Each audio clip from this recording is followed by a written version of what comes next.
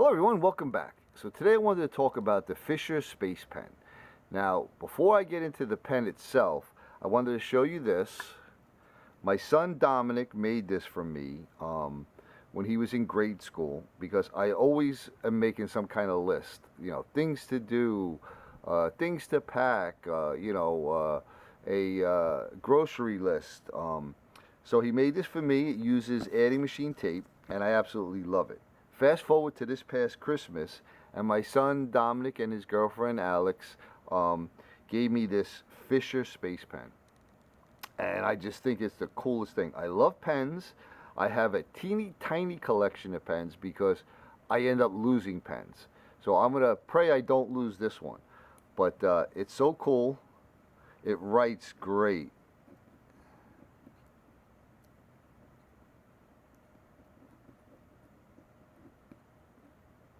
Like silk. So I went on their website and I did a little research on them, and let me tell you what it says.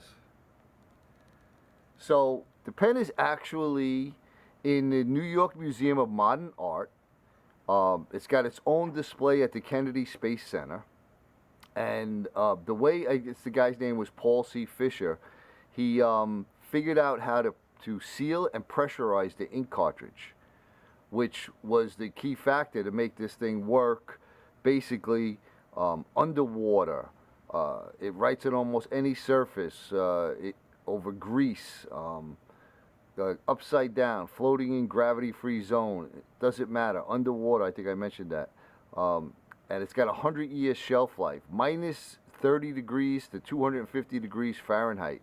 So, I mean, it's pretty awesome. It says something here, too, about Seinfeld. If any of you are into Seinfeld, I watched Seinfeld, but I have to admit I did not watch every single episode. But it was probably funny. So, I decided I wanted to make some kind of holder so that when I could take the pen, it is pretty small.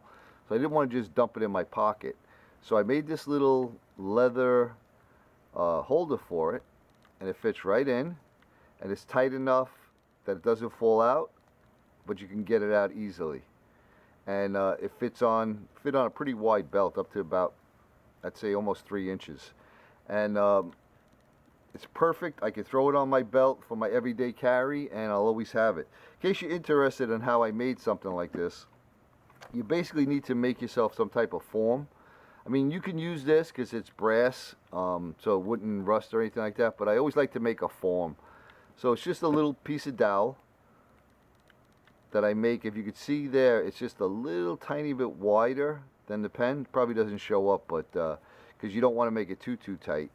And that fits right in there. So what you would do is you'd wet form the leather. You actually soak this in warm water, and you're going to actually press this into it and mold it around. There's lots of videos on how to do it, but that's how I did this one. So as you can see how that fits in there. And then when it's all dried, your pen goes right in. So there you have it. There's the Fisher Space Pen.